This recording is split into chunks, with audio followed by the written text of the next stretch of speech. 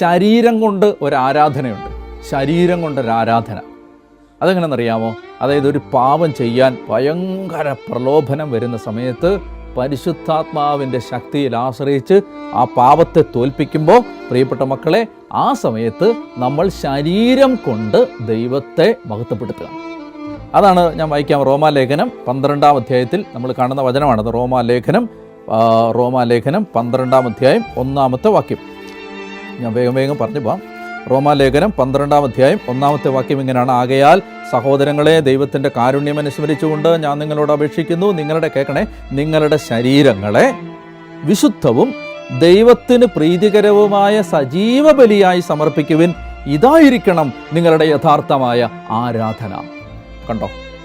അപ്പോൾ ഇതൊരു ആരാധനയാണ്, വലിയൊരു ആരാധനയാണ്. ഇത് ശരീരത്തിൽ നമുക്ക് വരുന്ന പാപ ആസക്തികളെ തോൽപ്പിക്കുന്നത്